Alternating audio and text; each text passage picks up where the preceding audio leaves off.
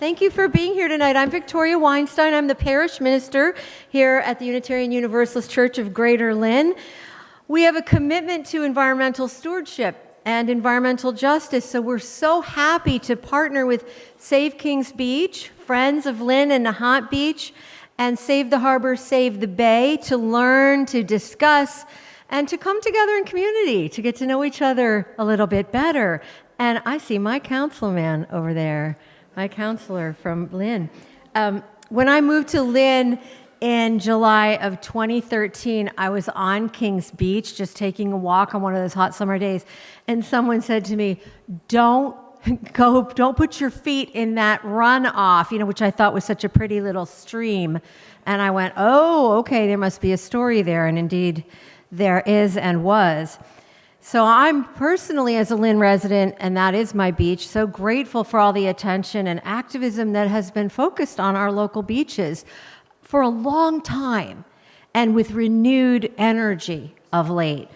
As we recognize this isn't just a quality of life and quality of water issue, but an issue of environmental justice. We look at these realities around the climate crisis and care for the earth in a holistic way. There is science, there is the economic dimension, there is the political, there is the emotional, and the spiritual, and the moral. We know that our commitments today are not just for us and our communities, but for our children and for their children. I mean, they've been trying to clean up Kings Beach for how long now, and how long will this continue to take? So thank you all for taking the time to attend tonight, all of those of you who are here live, and then also those of you who are joining us through our Facebook live stream. All of our panelists will introduce themselves, and I'm really glad you're all here. And we hope everyone will join for a further conversation following the Q&A just through those doors in the parish hall after the forum. Thank you, everybody, for being here, and thank you to Reverend Vicki and to Reverend Chris, who's back manning the Facebook Live. This has been kind of a while in coming. We've thought about having a forum and an opportunity where people could come together and hear a little bit of information and ask some questions and get some answers. And then once we finish with that part of the program, which is probably about an hour altogether, then we can go to the parish hall, which is just go back and to the right and have little light refreshments and some informal continuation of the discussion and questions. I wear 3 hats tonight. I'm a member of the church. I am a member of the leadership of Save Kings Beach, and I am the chair of Swampscott's recently created Water and Sewer Infrastructure Advisory Committee, which evolved over the course of about a year of discussions with the select board, talking about what the issues are and the fact that we had no committee in Swampscott to address these issues and to bring some of the concerns to a centralized point and really get a deep understanding. So I'll talk a little bit more about that in a minute. I wanted to just kind of set the stage with some beautiful pictures of Kings Beach. And you can see Egg Rock there in the distance. Sunset from last summer at low tide. And then just looking down the beach. I mean, this is, everyone agrees, this is just a gorgeous, gorgeous vista, a beautiful beach. A lot of potential, has been used for many, many years by many, many people. And it would be really nice if we could make it totally accessible. Maybe not 100% of the time, but a lot of the time. Here's a picture that I actually took last summer. It's standing on Lynn Shore Drive, looking down right over Stacy's Brook, which, if you don't know, is right at the border of Lynn and Swampscott. Can you see the kids in the picture playing in the stream? This is the kind of thing that really was a catalyst, I think, for all of the organizations that are advocating for cleaning cleaning up the outfall and making sure that the water is safe, not just for swimming, surfing, wading, kids playing, building sandcastles. This sign was put up, I think, a year ago, last spring. It talks a little bit about why we can't swim at Stacy's Brook. Andrea and Mike will get into that a little bit more. But you can see this is the entrance right to the south of Stacy's Brook in Lynn. And there's a lot of danger, warning, no swimming signs to alert people, but there are none down at the beach level, which is unfortunate. If you're wondering, what is Stacy's Brook? It's a brook. It used to be above ground. I think Mike's going to talk about it a little bit. And about 100 years ago or more, it was put underground because it was literally getting polluted just from what people were throwing into it and letting flow out to the ocean, because at that point in time, that was thought to be the best way to deal with waste. To the right is the Swampscott outfall for Stacy's Brook. It's the smaller, looks like a garage door without the door. And the side with the gray is the Lynn outfall. They are two completely separate culverts systems. They do not commingle at all until the water comes out. So this was after one of the storms last August, I believe. There was a CSO going at that time, which we'll talk a little bit more about later, but there was a lot of rainwater had caused there to be a really heavy flow coming out.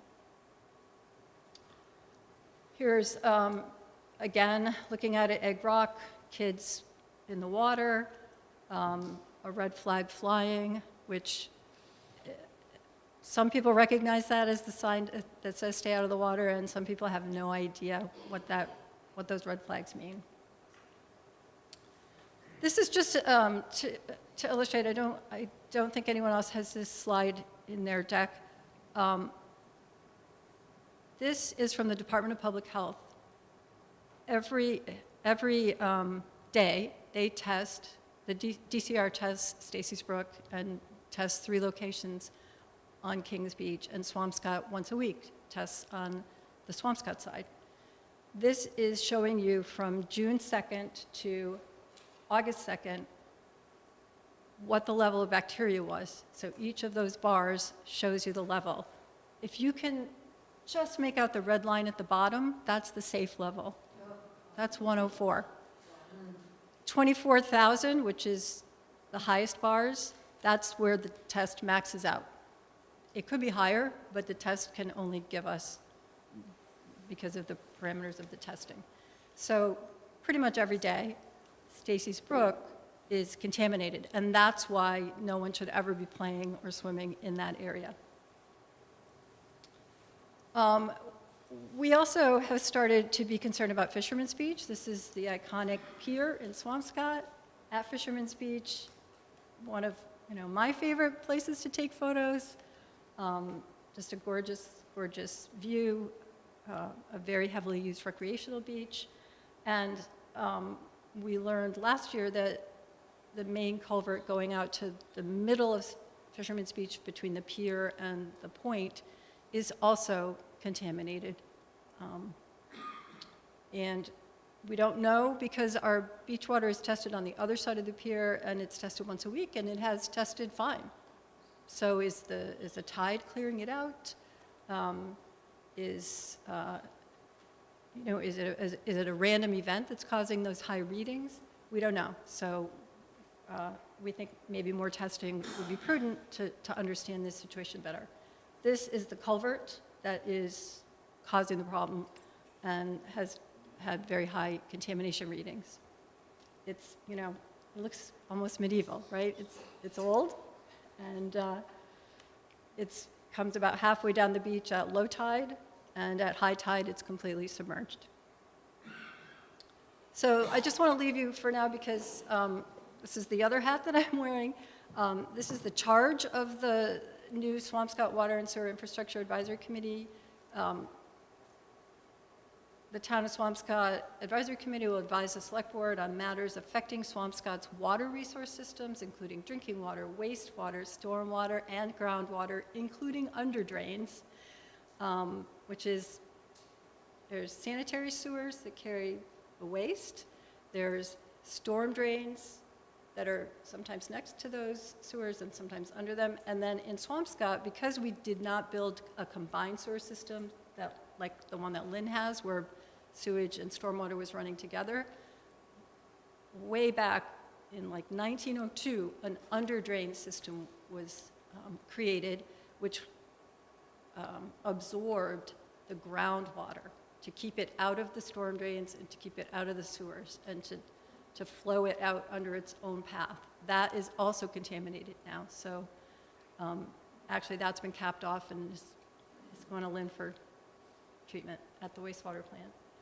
The committee will develop reliable subject matter expertise related to Swampscott's water resource systems and work with the Director of Public Works and engineering consultants to develop and recommend to the Select Board comprehensive plans, policies, and procedures necessary to ensure Swampscott's water resources comply with all state and federal standards, including stormwater outfall, parentheses MS4 permit requirements, and the Clean Water Act pursuant to the 2015 consent decree. That's a mouthful. And we have a lot of work to do, and we've had 5 meetings so far, and we have another one tomorrow night, but I think we're making good headway, and stay tuned for more information. We'll build out our website, so there'll be more information there. And we will answer questions when we're all through speaking. So tonight's speakers, I wanted to just do a brief introduction. So Save the Harbor, Save the Bay, Chris Mancini, who lives here in town, was not able to make it tonight. But we do have Mike Celona, who is with Friends of Lynn and Nahant Beach, which is dedicated to the preservation of Lynn and Nahant beaches. And we have Andrea Amour from Save Kings Beach, dedicated to making Kings Beach safe, clean, and swimmable every day. So I thank you all for coming, and please enjoy the presentations.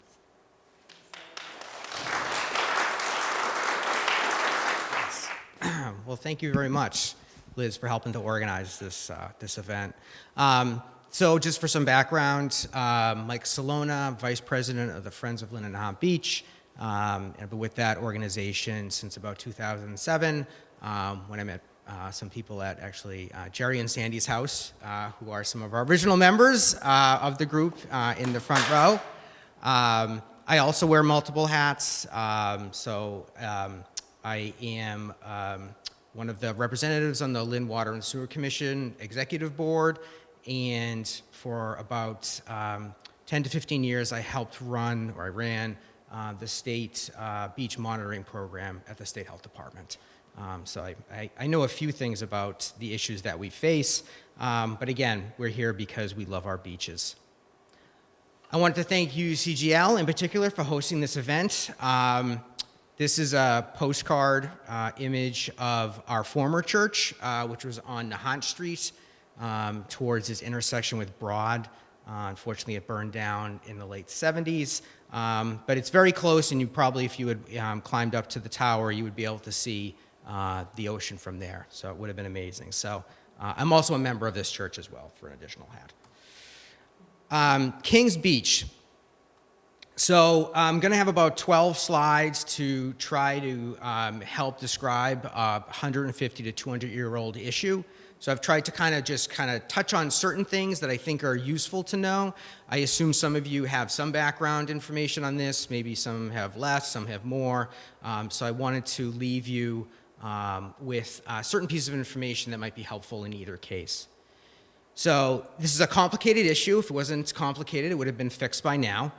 It spans 2 communities, Lynn and Swampscott, 4 state agencies, Executive Office of Energy and Environmental Affairs, Department of Environmental Protection, Department of Conservation and Recreation, and Department of Public Health, 2 federal agencies, EPA, as well as the DOJ as it relates to the court cases, 1 regional water sewer commission, which is Lynn Water and Sewer, 3 Swampscott government entities, Board of Health, because they're in charge of testing their side of the beach, DPW, which has a role to play in this, as well as the Select Board, 3 Lynn government entities, the mayor's office, who helps appoint individuals to the Lynn Water and Sewer Commission, as well as helps oversee grants, the city council, the DPW, multiple state legislator districts, and then multiple court orders that have originated in the 80s and spanned at least to the 2010s.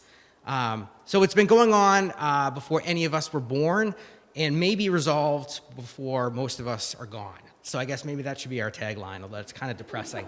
But anyways, so in terms of when people say, I don't understand, it's so easy, why don't you just X, or why don't you just Y, which is how I actually approached this back in like '07, I came to learn that you can't because, or again, it just gets messy really fast.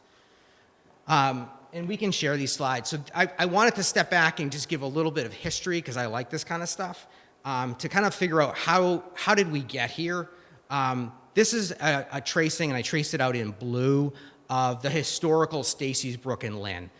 It originated from Glenmore Pond, or what's often called Floating Bridge Pond, which is the pond at 107 heading into Salem. The bridge is almost like right at the water's edge. And then it meandered through. There was a wetland meadow and all these nice areas that people started building into, and then eventually discharged onto Kings Beach. In this image, which is from 1876, Chatham Street is kind of the main street going through. Eastern Ave doesn't exist. And if you go to the beach, all those people, you wouldn't be able to go to the beach because people owned the beach. There was no Lynn Shore Drive. So that was private estates that went all the way to the ocean. There's a really cool little image that shows, it shows Kings Beach Reservation, and it's the smallest plot of land that looks just about at Stacy's Brook. And that's the only public accessible piece to the land that there was. So this is just another description of it, showing some more of the kind of the wetlands that unfortunately we lost. Over time, again, people thought wetlands were lousy. They didn't help. They breeded mosquitoes and disease, and they were unbuildable. You couldn't build them until you filled them, and so people filled a lot of them. People also connected their sewers and discharged into them. There's literature that I've read about, again, farm animals go, dead carcasses, factory discharge, which was almost like a self-fulfilling prophecy, because at that point you'd want to fill them in because they were just so disgusting. So over time, that brook was channelized, as we say. It was basically put into pipes underground. And then as people use their sewerage, then they would say, great, I want to get rid of this sewerage, I'll connect to that pipe, and it all goes away, or at least it goes away from me, and that's as good enough as I care. So that's what happened, and that's how things used to work. It was a combined sewer. So when it rained, it would also handle rain, but it also handled sewerage. And the best part of that was just trying to get it away from us. Here's a 1912 news story from the Daily Evening Item, which is what it called then. It says, Stacy Brook continues to trouble city, filling suggested to remedy nuisance. Quote, the brook, which is no more than 70 yards in length, at that point the rest of it had been filled, is considered being one of the most disagreeable and unhealthful brooks flowing through a thickly settled residential part of the city. And then the neighbors affected by the stream say there is no reason why it cannot be filled with gravel and have the meadow drained off by a sewer pipe.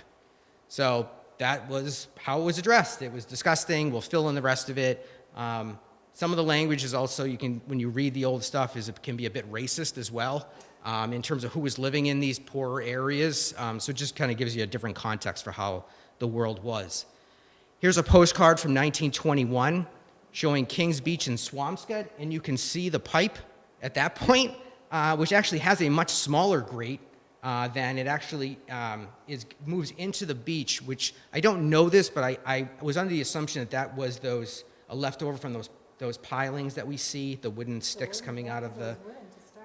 but you hear people enjoying it, the pipe's there, good times for everybody. Again, 1921. 1957 news story from the Daily Evening Item. Stacy Brook pollution closes Kings Beach area. Raw sewage from Lynn's system empties into stream, then ocean. And then smaller type, the brook also receives sewage from Swampscott. I thought it was interesting because so it was interesting because everyone's arguing with each other. The state's arguing with the city is arguing with Swampscott. Some people are saying it's an issue, some people are saying it's not. What I thought was interesting is that it says Swampscott is chlorinating its discharge, which is kind of amazing to me that it was even happening, that it happened back then.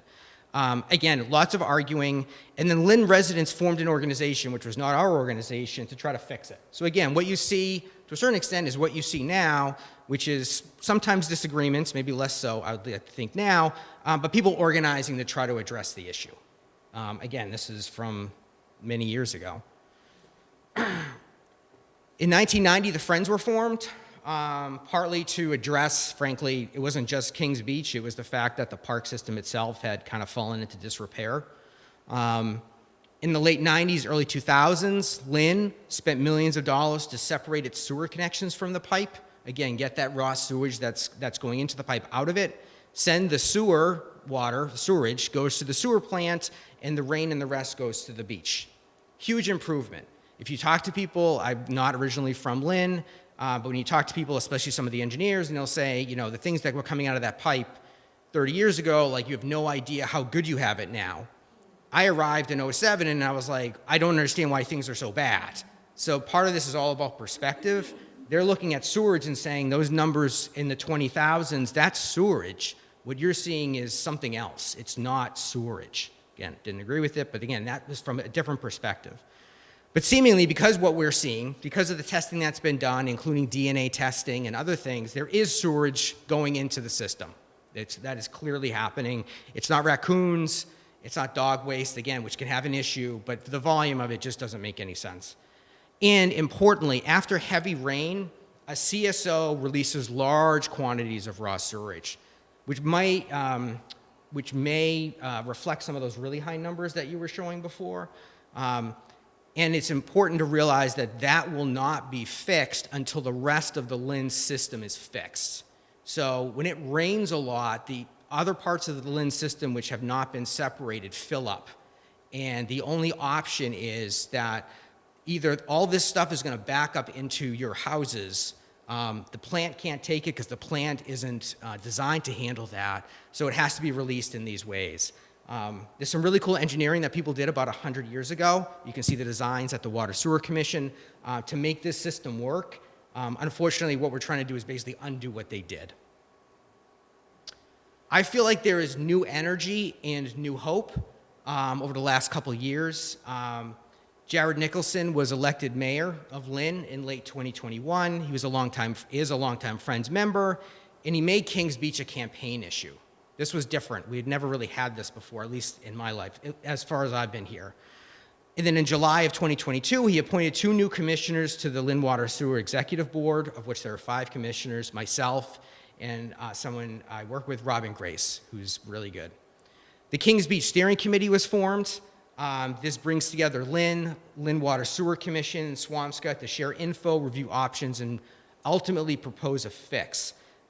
They've connected with the oversight agencies and as well with legislators. So again, people working together towards a common goal. In my years prior to that, I hadn't really seen that between the different communities.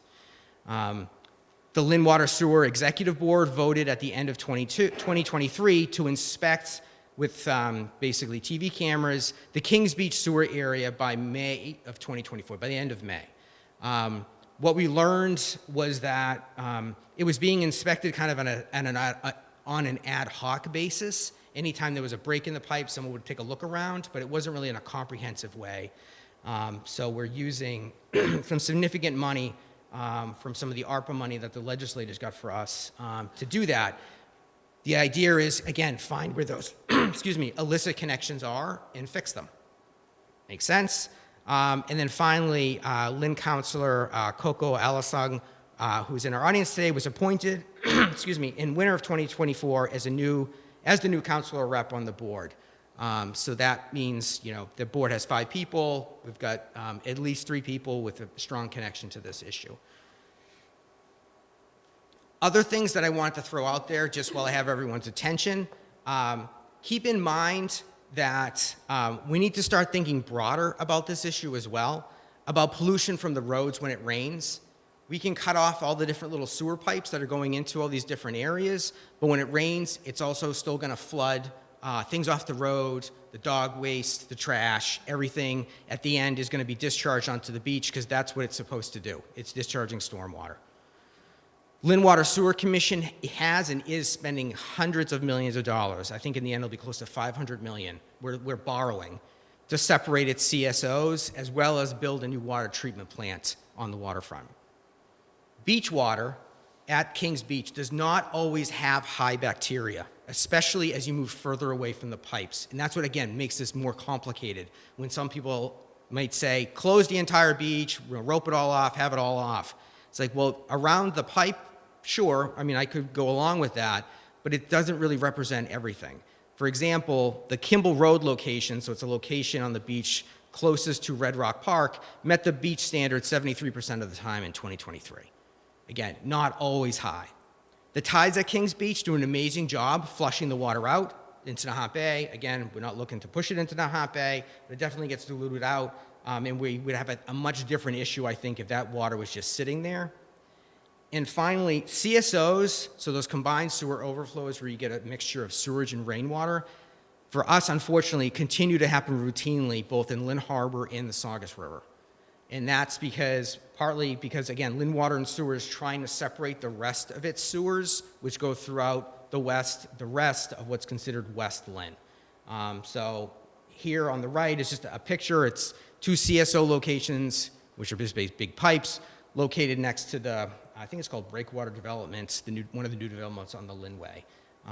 So if you've signed up for notifications, because you can do that on the Lynn Water and Sewer website, which is great, you'll get notifications of CSO releases. Most of the time, luckily, they're not the one on Kings Beach, but they're happening elsewhere. The last thing I was asked to talk about was the algae, which we've talked about at the Friends for many years, and it predates us and all that kind of thing. It's a natural occurring organism. It's been studied. If we weren't around to find it offensive, the stench and the way it feels on you, which is nasty, bugs, birds, sea creatures like it.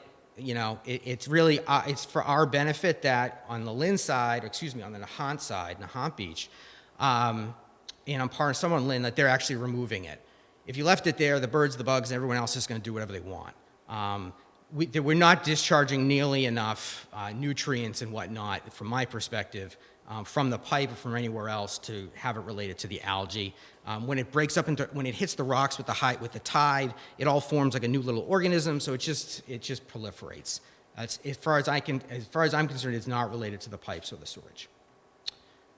Lastly, just a plug for the Friends, a nonprofit organization focused on the environment, education, and engagement. We have about 160 dues-paying members. We host regular member meetings with special guests. We had Mayor Nicholson earlier this month. In June, we're going to have Senator Crichton. We've had the DCR commissioner almost every year. We support marine education at several Lynn schools. We sponsor whale watches as well as touch tanks in the elementary schools, and sponsor Lynn students at the Northeastern's Marine Science Center summer camp. And then we do, obviously, the concert series, which is kind of what sometimes that we're known for. And these are just other pictures. We helped, we paid for part of the interpretive signs, both along Lynn Shore Drive as well as on Nahant Beach. And then we have some volunteers who help us out with seashells. So, thank you. That's it.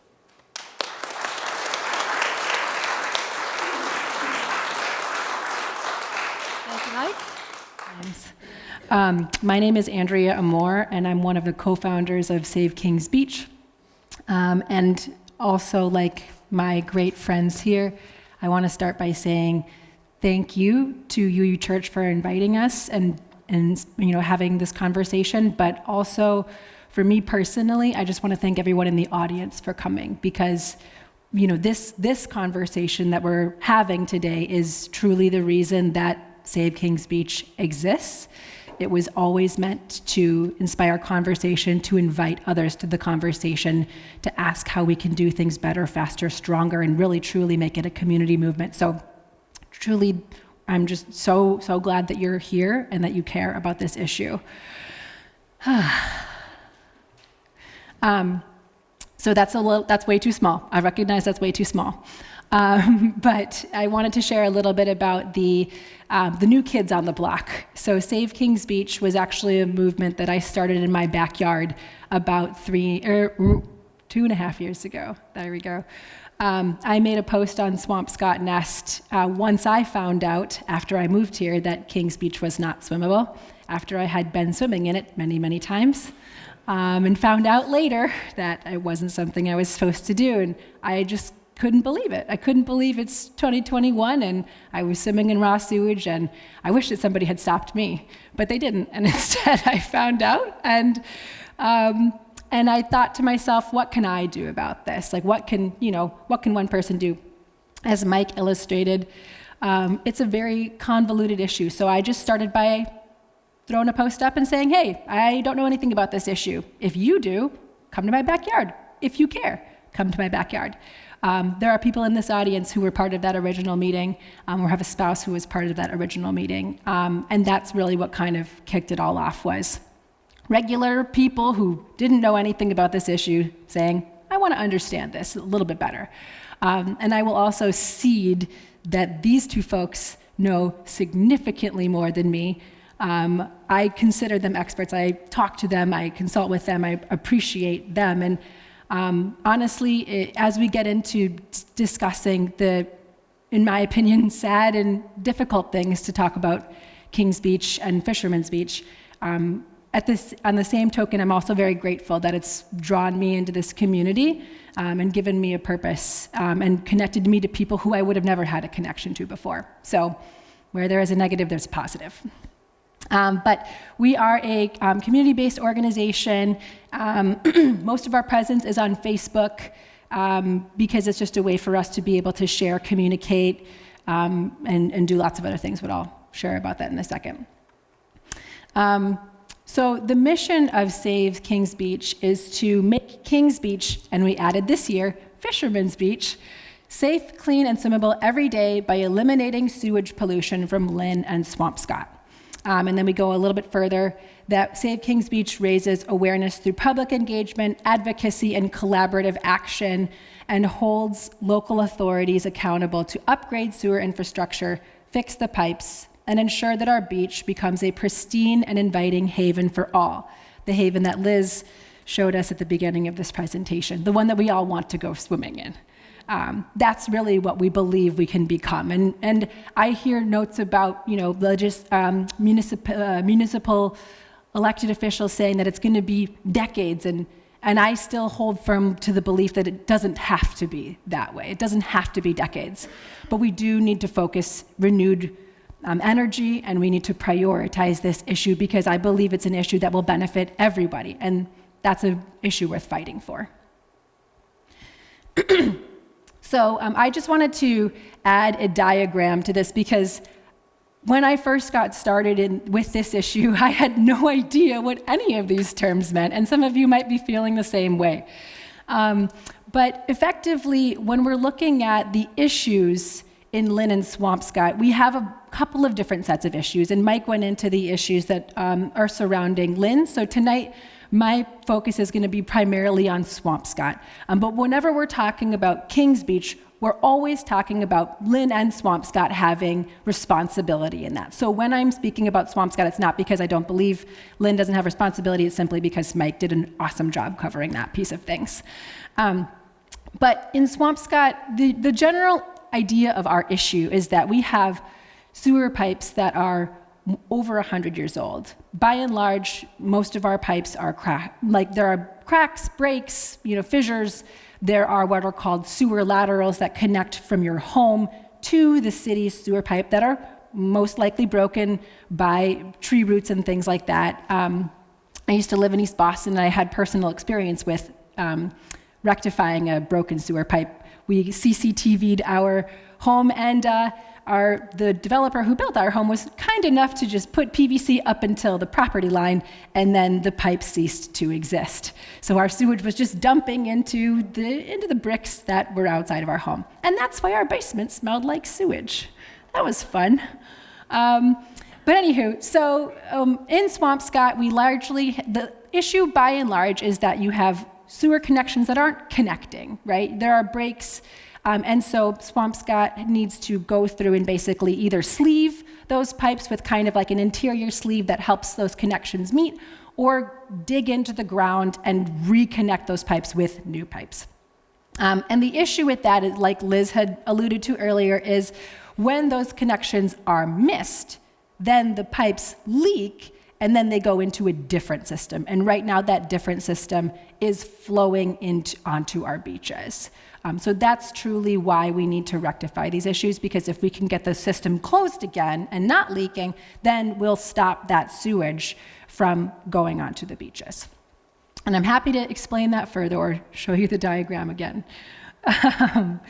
So when we talk about, not only I think everyone in this room can agree that sewage on the beach is a bad idea, right? It's not something that's generally good for the town. But in addition to the sort of, emotional and common sense idea of things, the EPA also thinks it's a bad idea if sewage is going onto our beaches.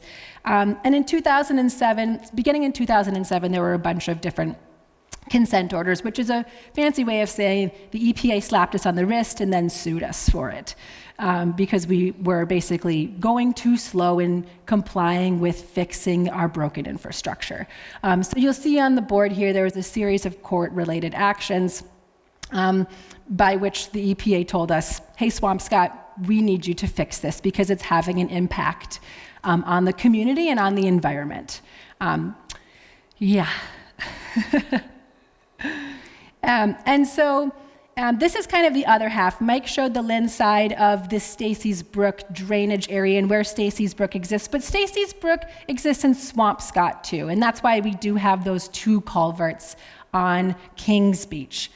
So one thing I just kind of wanted to draw some attention to here is from 2015 to about 2020, Swampscott began to comply with the consent decree that we entered into, which is great. Swampscott began sleeving its pipes, fixing the pipes, particularly the ones in the Stacy's Brook area. So here's a general map of Swampscott, and you'll see here, this green section is the work that we did from 2015 to 2020. That was called the phase 1 of the Stacy's Brook catchment area. The red that you see is phase 2, and that's beginning this year. So like Lynn, Swampscott got $2.5 million of ARPA funding specifically earmarked for Kings Beach, for the Kings Beach sewage system and catchment area. And so we're going to see that $2.5 million go into play starting in 2024, including getting a bid and a plan, and then finally it will end in work starting. And it will happen over the course of the next couple of years. And we'll hope it sees some fruit or some positive impact. But like we've learned tonight, it is complicated. Whenever you're working underground and you don't know where things connect or disconnect, it's very complicated. And it does require a lot of focus and a lot of testing and retesting and checking to make sure that we are getting it right. And that's why part of the reason Save Kings Beach is to keep that focus amongst the various players. So yeah, actually I just explained all of this. The one thing I will add is beyond this area here, I'll just jump to this next map here. Through the testing that we did for Stacy's Brook and through our work collaborating with the EPA, we also discovered, unfortunately, that Fisherman's Beach has a problem. And we discovered that in 2019. And since then, we have had several tests that have showed astronomical readings, which I'll share with you in a moment. But when we talk about Fisherman's Beach, as Liz showed a picture of that culvert, if this is the yacht club, this yellow box right here, the culvert is about, call it 10 houses down from that. And this is the general beach testing area. When you look on the government website to see the testing results, the image that Liz showed to the one of Stacy's Brook, you can look at that for Fisherman's Beach as well. And that testing area is coming for here. The problem is, we're not doing any testing over here on a regular basis. And so we kind of have a giant question mark of Where is it safe? When is it safe? Is it safe? And that ultimately will drive different behaviors about where people go, don't go. And that's one of the many reasons that we believe that we need to do a more robust set of testing there. And when we talk about unsafe, if you remember from Liz's slide, at Stacy's Brook, testing maxed out at 24,000. The testing done at Fisherman's Beach through our consultant, Kleinfelder, didn't max out at 24,000. And you see here that these numbers, this is the entire data set. Not once do you see a test under 54,000. And once you see a test for 173,000. So yes, we have question marks. I believe that we should collect significantly more data than this, but so far the data we have collected isn't particularly positive. Our general issue was that the reason that these numbers even came out is because a group of people, including Save Kings Beach, asked for them to be published. And because every 6 months, Swampscott has to send a report to the EPA. And it was only released to the public in September of 2023. And we've had some of these numbers since 2019. So the public was never warned about these bacteria levels. There is no sign up near that culvert, and there's no kind of warning about this known issue.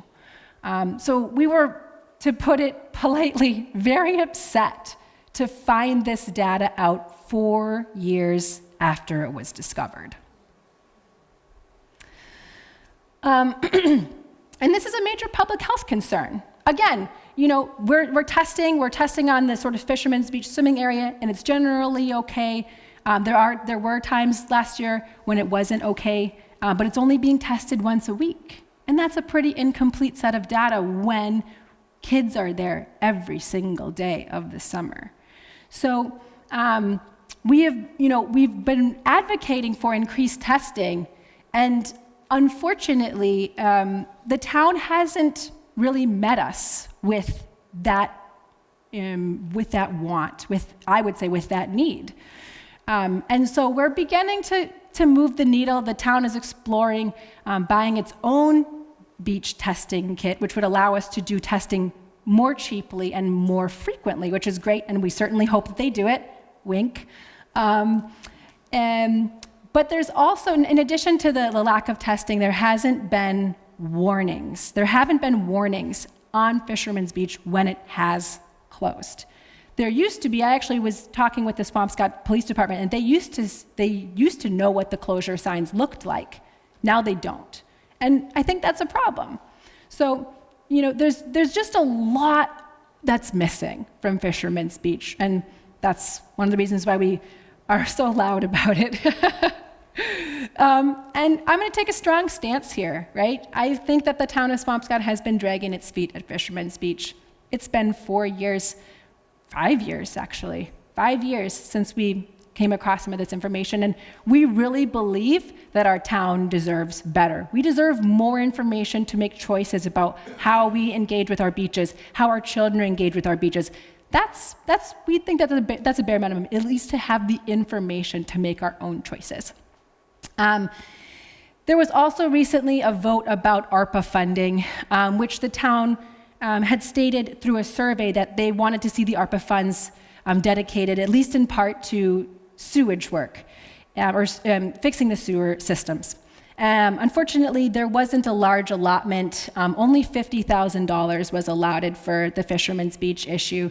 There is a discussion of other funding, but that needs to go through the Sewer Enterprise Fund, which basically means that it needs to go to town meeting, and then it's going to fall on taxpayers instead of being able to use this free money through ARPA. So that was certainly disappointing. And we would hope that that town meeting passes that suggestion of the $1.7 million for Fisherman's and an additional $1.8 for Kings Beach. Wow, that just dumped a lot of heavy stuff on you. Sorry about that.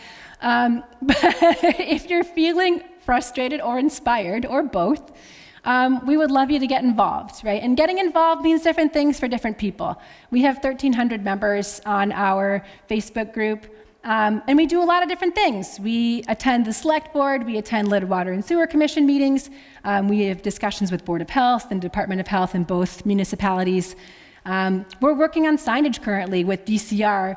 There was actually an email this morning where we saw a preliminary sign to get on the beach, so we're making progress there. We communicate with state legislators.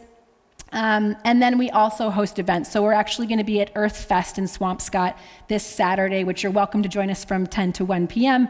We'll do farmers markets, Lynn arts and culture events. Whenever we're invited, we generally say yes. We always want to talk with people about this. And again, this was one of those opportunities, and I appreciate the opportunity. If you want to follow along, you can go on Facebook and join Save Kings Beach. If you are not on Facebook and you would still like to be involved, you are always welcome to email me, savekingsbeach@gmail.com. If you do choose to join the Facebook group, this is a little bit about what you'll see. We'll talk about the bacteria levels during the swimming season. If there's like a really high spike, sometimes we'll have a post about that. We'll share factual information, photos, official reports, and history. You guys can always ask any question, right? There is no dumb question when it comes to this really complicated, centuries-old issue. And I really just want to destigmatize that. Like, if you don't know anything, neither did I. I didn't know anything about this 2.5 years ago. But we are really focused now on telling officials to fix the pipes and then also drawing public awareness, making sure that the municipalities are being transparent about these issues, including doing additional testing and having signage. So I think that is it for me. Yeah. Thank you.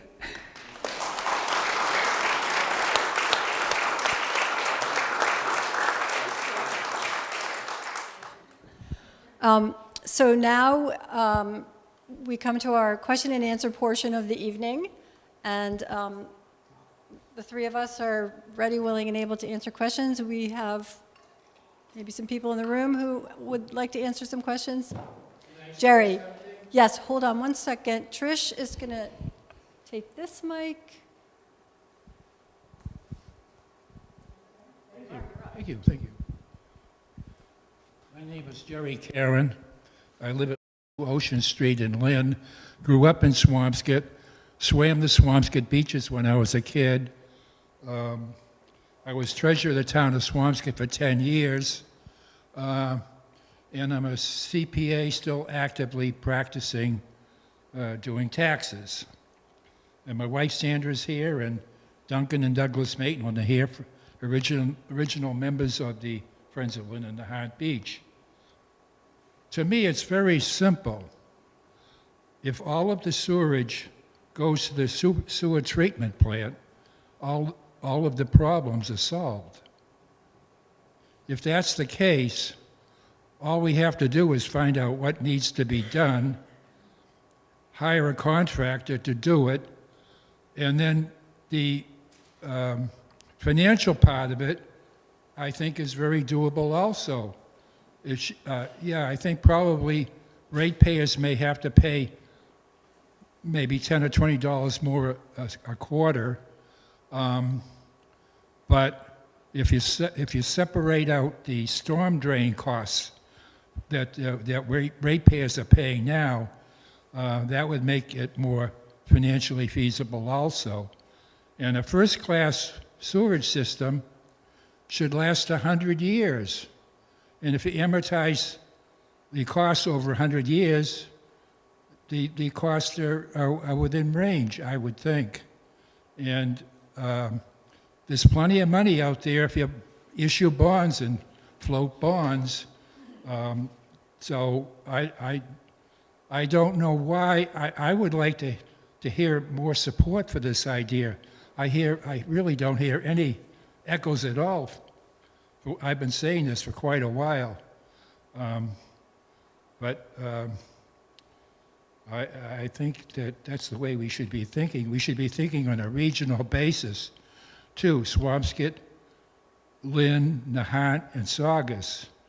And a way to get it going would be to provide funds for a head person to coordinate and run the whole thing, pay that person a decent salary, and I think we'd be off and running.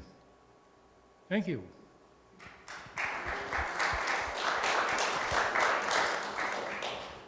So I just had a question for him. So you're saying $20 a quarter, $80 a month? I mean, Use the mic so that people Oh, I'm sorry.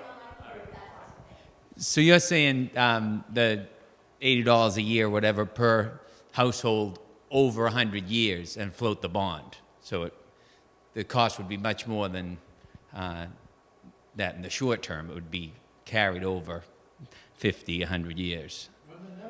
Yeah, no, but that's what I'm just wanted to clarify that because it sounds like so little, but then when you add it up over 50 or 100 years, then you get it, and then you run a bond. All right, I just wanted to clarify that.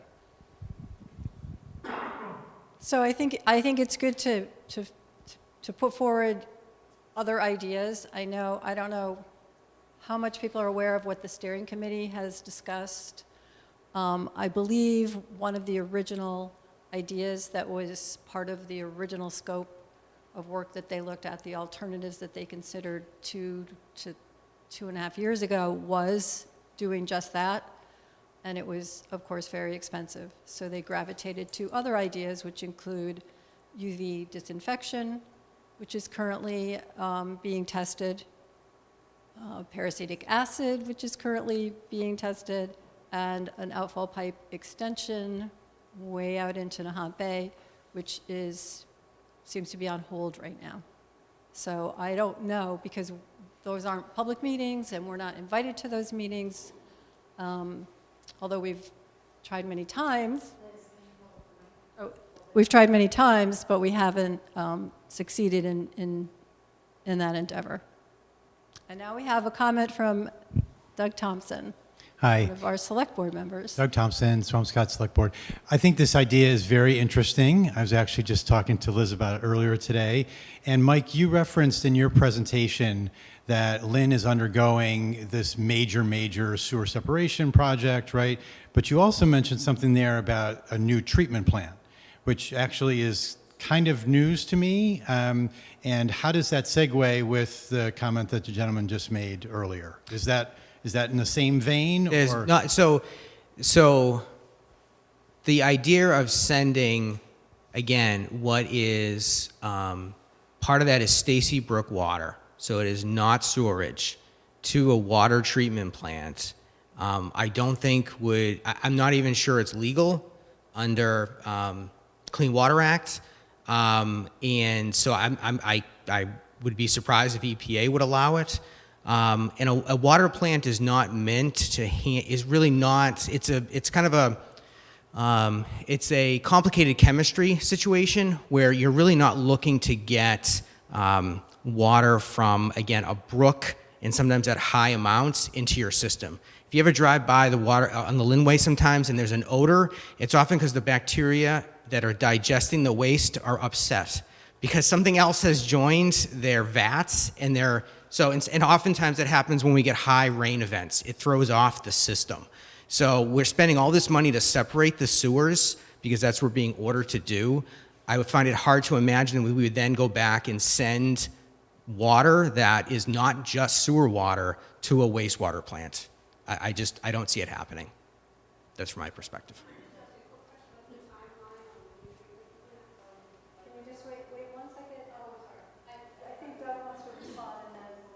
Yeah, or just further clarify that for my own sake, maybe for others. I don't believe the gentleman, was it Jerry? Yeah, was suggesting, or at least I'm not suggesting, that you don't fix the pipes. We have to fix the pipes, right? But once you fix the pipes, is a good corollary to that in terms of dealing with the CSOs and like all of the issues, is there not an opportunity to expand the sewer and water treatment plant capacity Is that part of the big solution that anyone's talking about, or did you already respond to that as what the issue is with that? So I think once you remove the sewer inputs into both pipes, what you're going to be left with is whatever groundwater and surface water is getting into it, and then certainly stormwater when it rains. You don't want to send stormwater to a wastewater plant.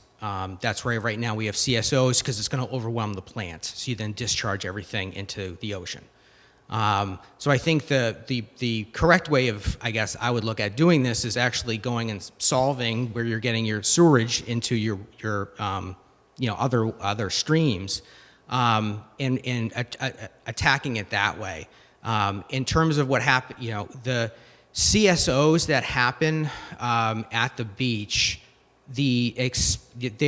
once the other separation projects are completed through the other parts of Lynn, the CSOs at that location should decrease or be eliminated, because we're going to be not sending a lot of rainwater to the treatment plant that we are now, that's coming from other parts of the city, so the system can absorb it. I think an idea of redirecting the water to another location is one that I think should be considered. I just don't think redirecting it to a wastewater plant is the way to do it.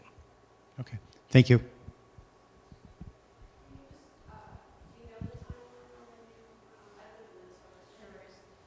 What the timeline is for the new plant? I think I read it somewhere, but I can't. Yeah, it's under construction right now. I don't have a timeline for when it. But it has, construction has already begun on it? Correct. Oh, it has? Yep. Okay.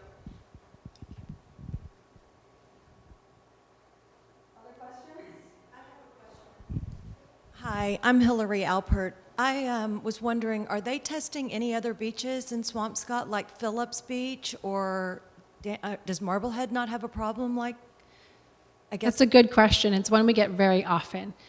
So all of the beaches in Swampscott are tested once per week. There is a state website, and to be honest, I always have a hard time finding it because I Google it and it brings me to the old website. So one thing I can do, maybe I can send Liz an email with one of that resources to be able to share out.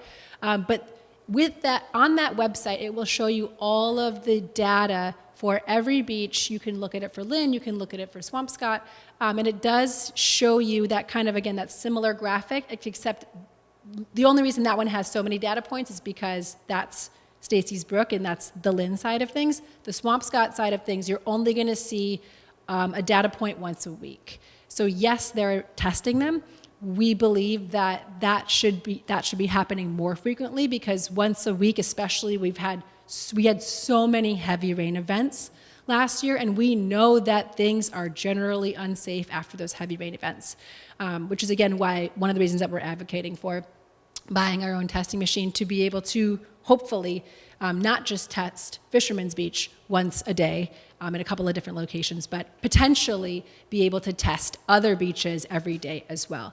There is one fundamental flaw that I will point out with the test data, and that is, may or may not be avoided by having our own machine. I'll let Liz speak to that. But right now, the way that data is shared is it's shared about 24 hours late, right? So, okay, here. So it's not late. It's not late. It's simply a function of we're testing for bacteria, and in order to know if the bacteria are there, you have to capture them, and then you have to put them in a culture with some food, and then you have to wait 24 hours, and then you measure and see, okay, how many little boxes are lighting up, and that tells you how many are there. And that also is why the limit is 24,000, because we only wait 24 hours, because for beach water, 104 is very low, 24,000 is very high. We don't need to know if there's 120,000, we just need to know it's over 104 and the beach isn't safe at that moment in time. It is unfortunate that you are only looking back in history. So today we get the test result that says the water had heavy bacteria yesterday. So the Department of Public Health has jurisdiction over all of this. They tell which beaches need to be tested every day. They need to tell.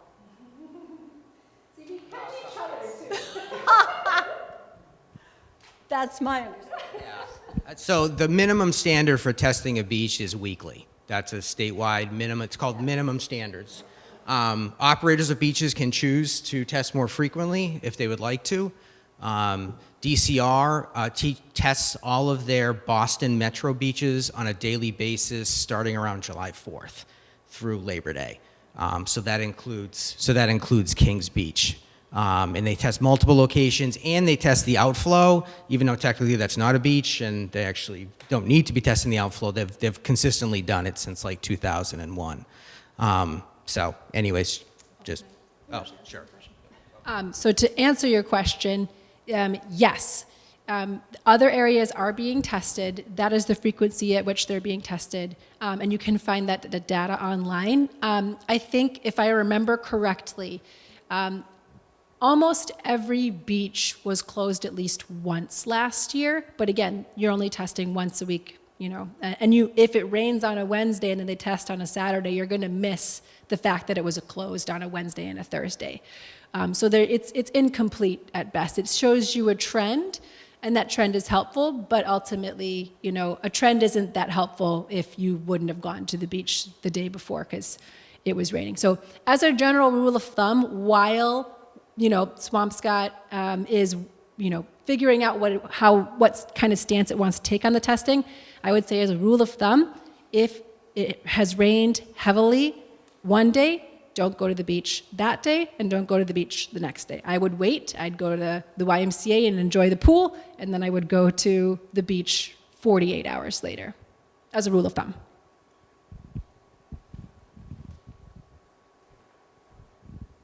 My name is Duncan Maitland. I live in Lynn. And my question is, the testing on any beach in Massachusetts begins Memorial Day and ends Labor Day. People use the beach and the water. Animals walking on a leash use the beach and the water. Why is it limited to that time span? And how do we go about changing that so that it can be done on a yearly basis and give us even more information as far as what is happening yearly? So that's a good point, and that is actually the point I was trying to make, that the Department of Public Health sets the minimum standards. A Board of Health in any community can always decide to go above and beyond, or DCR, because they control the beaches. So that's why there is some encouragement to Swampscott to test, at least to test certain beaches, Fisherman's and Kings, on a daily basis until we have a better handle on what the situation actually is there. But Department of Public Health also sets a minimum of the swimming season for the testing. So that is why the testing just has to start at what the town thinks is the beginning of their swimming season. It can be the middle of May, it can be Memorial Day, it can be middle of June, it could be July 4th. It's a really good point, but it's not something that is a requirement right now, so it has to be either through the Department of Health or through the individual municipality. Do they have anything to do with it? I mean, is it a law?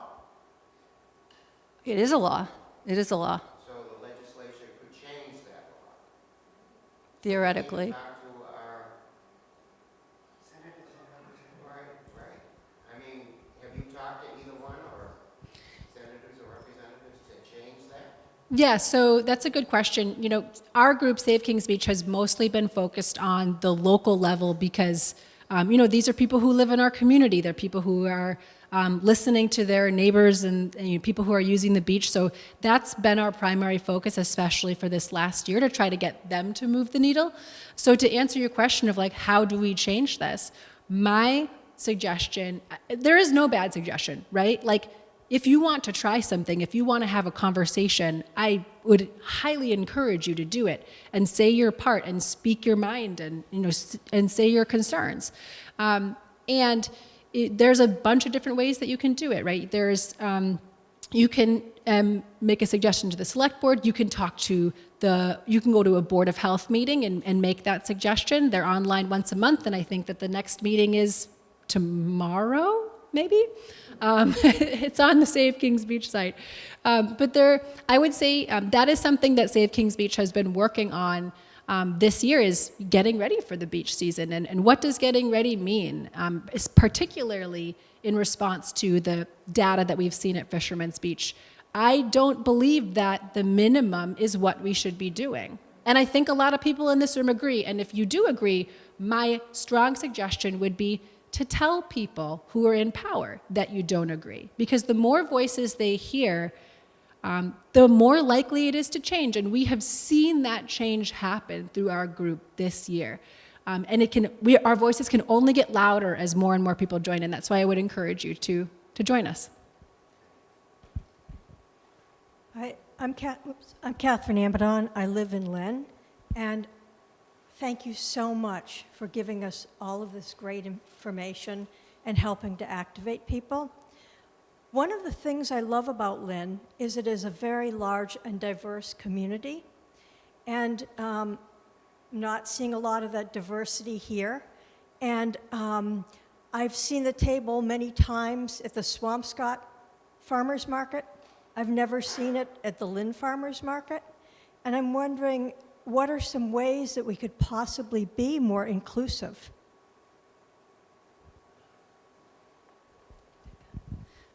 I think that's a great question. It's something that we care very deeply about. And it's a question that we are consistently asking ourselves, because obviously, the folks in front of you are one subset of a very large population of people who are all affected by this issue. So again, we're open to any and all suggestions. By no means do I think I have the best set of ideas. I don't think that anyone does. I think that we come up with those together. But as an example, earlier today, I got a sample sign from DCR of, hey, here's what we think should be on the outfall. They took some of our suggestions and they left others, and we're working on it. But one of the main things that struck me was how they have English first and then Spanish smaller for each basically like translation of things. And it was a lot of text on the sign. And rather than send my feedback, what I did was I called one of my community supporters in Lynn, who is a local activist for in the political arena there. And I said, hey, I got this sign and I'm not sure this is good yet. What do you think? And I sent it along to her, and I'm going to get that feedback because it is something that is important. And in the conversations with DCR, we advise them, please focus heavily on symbols, because even if we do a Spanish translation, that's only hitting another subset of the population, and we're missing humongous pieces of the people who make up our community. So it's challenging because we've been at this 6 months and we still don't have a finished sign, and I don't love it, but we're trying really hard. And again, if you have a suggestion or if you know somebody in the different communities, I would always take a coffee date with them. I would always have a conversation. We always want to bring more people into this conversation because it affects all of us. And I appreciate your acknowledgement of that, because it is important and we can always do better.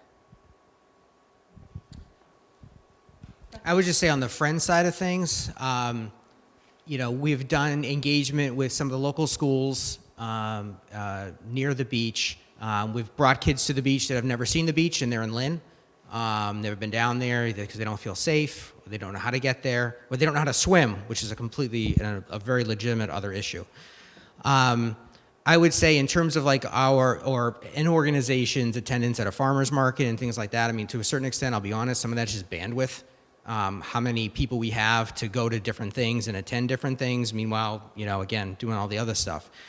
So if you're interested in being part of that or joining a group or want to, participate in that, I'm all about, local activism, frankly, fresh food and local food sources and all that kind of stuff. So I would definitely be down for that. And I just wanted to make one other mention, and it's what Jerry said and what Doug said. So the about sending the water somewhere else. And this is an idea that Robin Grace, who's one of the other water sewer commissioners, came up with. And it was, is there a different option for where to send the outfall water? And there is a potential option, and that is sending it to Lynn Harbor. There are pipes underground currently that transfer a lot of different storm water. We have 2 of those CSOs, unfortunately, those 2 huge pipes that are in Lynn Harbor. That potentially could be utilized to redirect, again, arguably clean water to another location as opposed to having it discharged and basically turning off, on the Lynn side anyways, the spigot that's coming out, which is Stacy's Brook. I don't think that idea has really been vetted yet, but that's another idea of trying to, again, not send the water to a wastewater plant, but trying to redirect it somewhere else. Meanwhile, while we're cleaning it. So, anyways, I just thought I'd mention. That's great. I think we have a question in the back. Me? Hi, I'm Mary DiCillo. I live in Swampscott. I really appreciate the forum. I appreciate the work all of you doing as volunteers. I think you've caught the attention of people, which is really important on all 3 of you. So I've always thought of this as a social justice issue, and I think that it can't be lost in the discussion. Lynn has a multiracial, obviously, population. It is pretty much the only beach that is available, I think, Kings Beach, that is directly available to Lynn residents. So I'm wondering, particularly with the feds, the federal EPA, whether that ever comes up in the conversation. And because I do think that we can't lose track of that. The other thing is, it concerns me that data from Fisherman's Beach was not public for so long. And again, that comes to transparency. I don't know why that happened. There's a Harbor and Waterfront Advisory Committee there. I don't know why it didn't come through there. I think there are some larger questions here around how we approach structurally. We've got several committees now working. I've been saying this sort of publicly. My worry is that it's going to start getting fragmented. There's a Climate Action Committee, there's the Pipes Committee, there's the Harbor and Waterfront Committee, and there's a real risk of having some issues. And I think the gentleman in the front had the best suggestion of having some sort of overseer that gets everybody that's involved in here has somebody, a point person, that has the technical knowledge, that isn't involved politically, that comes in with the kind of overview and be able to phase these things out.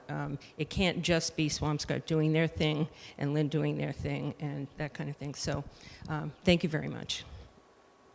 And also, where would the data, how would the town get that data out to people on the website, or making a place on our website, or where it's very clear? Because the idea that it went for 5 years without being known, and that beach is really used highly during the summer, particularly.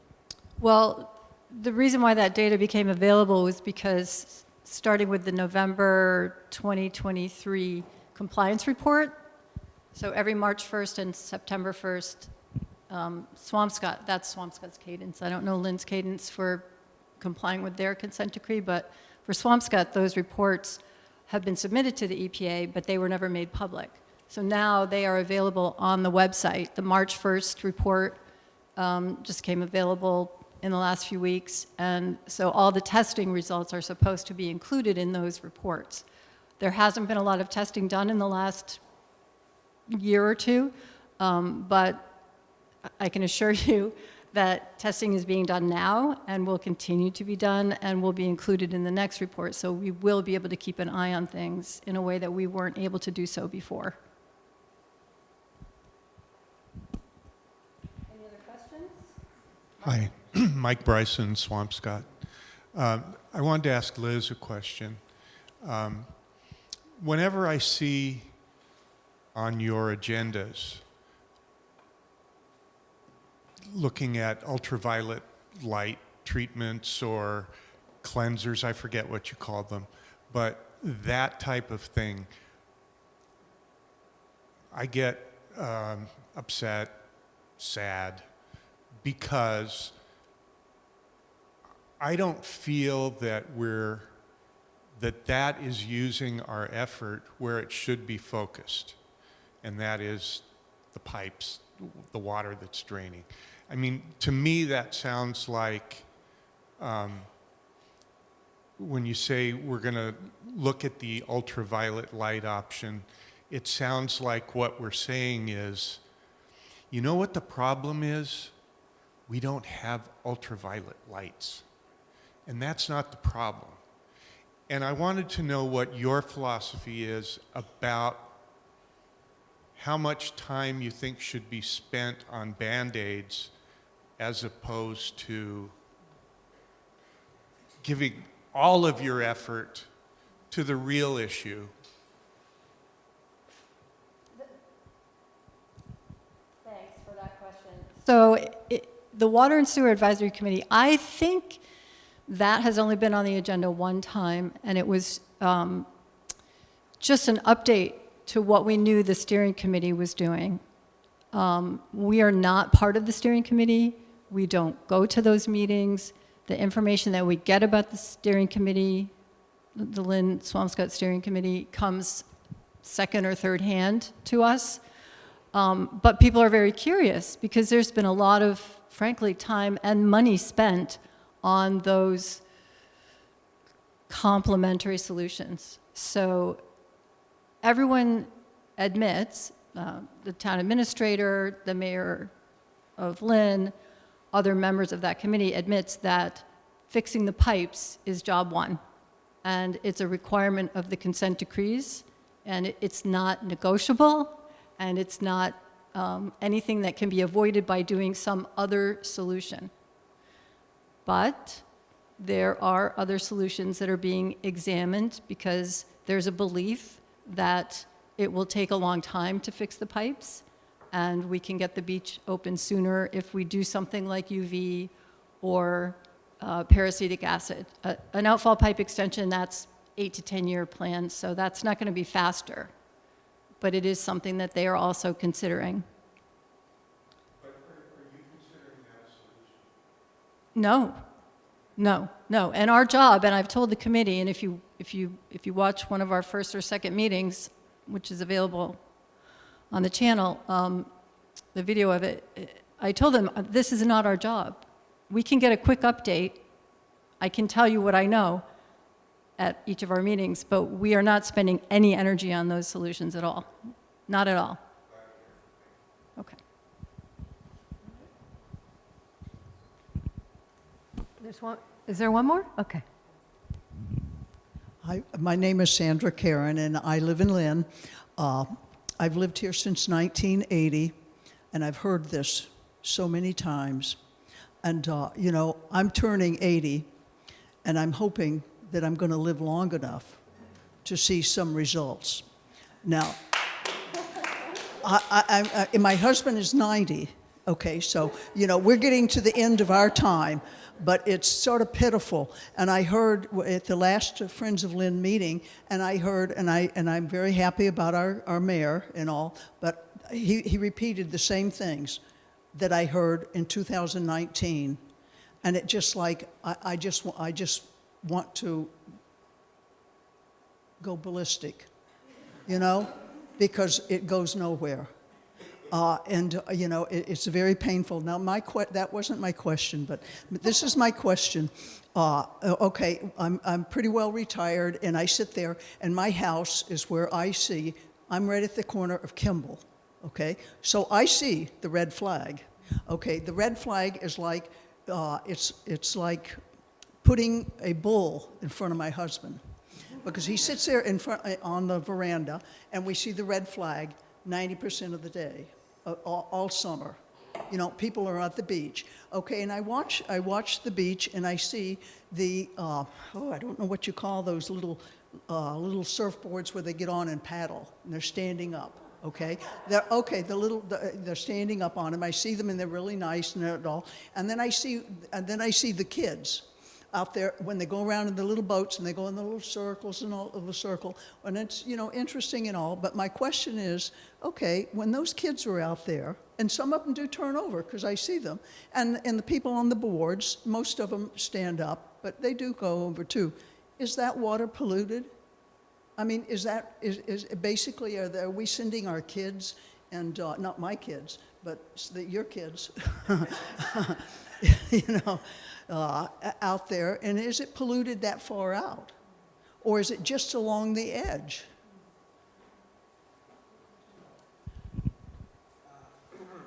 Well, first of all, without any data, it's hard to say exactly. And when there's a large outflow from the pipe, at least historically, you could usually see it trend as it kind of moved down the beach, came out from Stacy's Brook, and then the water moves towards Red Rock Park. So you could kind of see it, you know, trail that direction.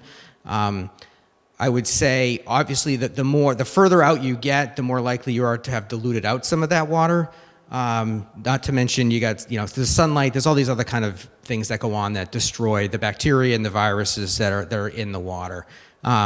You know, the standards are really meant for someone who's bathing. You know, they call it's bathing beach regulations because that's what it was defined back then as bathing. But for someone really ingesting water while swimming, the standards, they don't really take into account, or weren't really meant for surfers. Although if you go to California, they have a lot of different standards and advice for surfers, just because they have a very high surfing population, and they also have a lot of drainage issues similar to what we have. So personally, I would feel more. I would feel more comfortable being further out in the water, and certainly just as further away from the pipe. From my perspective, is just that's the bottom line. The further away from the pipe you are, the better. I also just want to touch on that. So I've left a bunch of these pamphlets at the back. It explains a little bit about our organization. And when you look at the image on the front, this is a picture, a drone photo that one of our group members and leadership members took. And I think most of you can see pretty clearly that sludge line. And this was a particularly polluted day. So you see it, it's visible. And even when I'm on Google Images and I'm looking at Google Maps, you can actually even see it on Google. You can see the black sewage line coming out from there. Sewage line might be a misnomer, but in general, that's not how water's supposed to look. I think we can all agree on that. In general, like Mike had mentioned, staying away from that as much as possible, using the website that I can share out, just again, to make your own choices about how you want to engage in there. But if you look at the mass.gov's website of the illnesses that you can get, gastrointestinal is one of the largest ones. But there's also things like eye infections, ear infections, certainly someone with open skin wounds would not want to participate in any water sports near Kings Beach and in certain areas of Fisherman's Beach. And sometimes Nahant Beach too. The data for Nahant can be surprising. So I would certainly suggest taking a look at that information to make your own choice about how you want to engage with the water. So I think we have one more question over here, and then maybe we can take one or two more questions and then call it. And I just want to give people some resources before we. Oh, That's okay. Take 4 questions. Good. Okay, Jim Dennis from Swampscott and from Lynn years ago. But yes, definitely, of course, we need to fix the problem. But in the meantime, we talk about the Band-Aids. Salem State University and Northeastern University, as far as the research for these things, and then if they're talking about potentially federal grants, maybe it's easier to go to a university that does the research, and they can also do the engineering research as far as helping on the work. So if we can talk about that, and Neil DiCillo can take care of Salem State University, and there's one of the professors lives on Monument Ave for Northeastern University and works in the Nahant campus. So, and thank you for everything you're doing. Hi, my name is Paulette Tattersall. I'm relatively new to Swampscott, but I was just curious and asking the official people here. I mean, I'm assuming from what you say that fixing the pipes is the #1 priority that all groups have, including all the official groups. Is that correct? DCR, Department of Public Health, and all of those ones. Everybody that you said on that first slide that was involved, does everybody agree that fixing the pipes is the first priority? I would say for some of those, they aren't, DCR owns the land that the pipe is discharging onto. Like, they have no control of anything that's going on, and have a lot of other issues that they're trying to address. I mean, they're mostly involved with the beach testing and the flags. So in terms of, I don't know if they have an opinion on fixing the pipe, except it's one of their beaches and it's closed a lot. So I imagine they aren't happy with it. Again, I feel like, and I mentioned it in one of my slides, and I know, for those, I've been only doing this for 15 years or so. For other people, it's like Groundhog Day. It's the same thing repeatedly. And from the article from 1957, it certainly seems like it. I guess from my perspective, I see paths forward that I certainly haven't seen before. Personally, for our organization, one of our priorities was improving the signage. I mean, we had fixed the pipe, sure, absolutely fixed the pipe, but there's also like short-term issues, because fixing the pipe is going to take, again, unfortunately, seemingly years still. So how do you address the current situation, which is people being, exposed to unhealthy water? Right. No, so we spend time, so again, we've all spent time on that as well, because, there are other people, and some of this stuff is beyond our pay grade.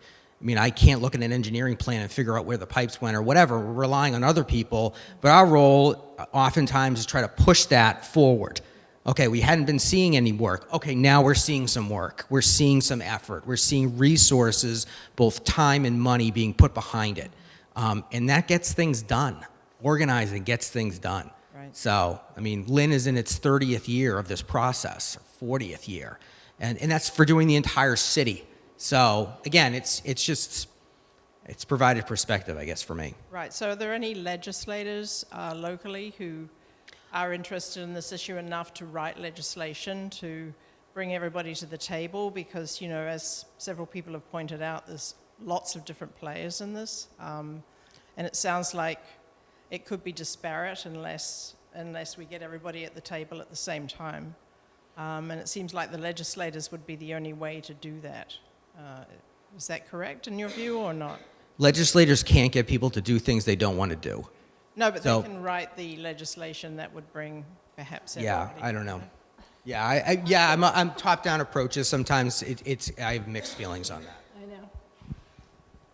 Yeah, this comes up all the time, and we have legislators who are very supportive, and in fact, Lynn and Swampscott each got $2.5 million of ARPA money 2 to 3 years ago that was earmarked just for Kings Beach, and we're just both now starting to spend that now towards moving this problem, looking up the pipes, figuring out what the problems are. The legislation exists. The consent decrees exist.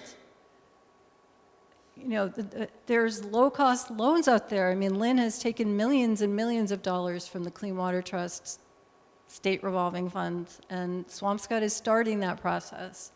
So all the pieces are there. And, on a really good day, I really share Mike's optimism. And then on another day, I might not be quite so optimistic. But I think even just in the last 2 years, we've seen really enormous progress compared to what went on for the 10 years before that. So I'm optimistic. Yeah, we're trending upward. So is there any community then, thank you so much for all your work, and last question, is there any community that you know of in the United States that has successfully done what you're asking, what you're trying? Revere has done it. Saugus has done it. Revere. Boston has done it. Yeah, it's been done. What was the first one? Revere. So, so I want to thank Michael Celona, Andrea Amour, Vicki, Chris, all of you for coming and for caring and for participating. Doug for showing up, Coco for showing up. This is great. I mean, this is a little bit reminiscent of the farmers markets in Swampscott that we were at almost every week last summer, talking to people, just talking and talking till we were hoarse. And now you can go out and you can share some of this knowledge, and feel free to ask us questions, contact us. We'll be around for another 20 minutes or so. In the other room, there's tea, coffee, cookies, and conversation. So thank you all very much. Thank you. Yeah. I think we know that coalition building is really the way to get anything done nowadays. So I was really happy to hear someone mention that there are all these disparate groups, but hopefully we will continue to come together here or somewhere else to keep working on this. Somebody mentioned legislative action just on the testing throughout the year. Feel free to contact us if you need a space to get together to organize a letter writing campaign or to lobby your local legislators or not so local legislators on that issue. We do a lot of that around here. You see that it says website coming soon, savekingsbeach.com. And I do hope that all of you, before you go to bed tonight, will join Save Kings Beach online or call Friends of Lynn and Nahant Beach. Look them up, join them. Join the organization tonight while you're thinking of it. And we will be having on our church website, which is uucgl.org/kingsbeach, we will be having some section of our website to host everything that happened tonight so that the information that you took in, the slides and the presentations and stuff, will be available more immediately than this website might go up. We wanted to make sure that you had access to that resource as you process all of this. uucgl.org/kingsbeach. Okay. Thank you all so much. Hope to see you over there for some tea and continued conversation. Thank you so much, panelists.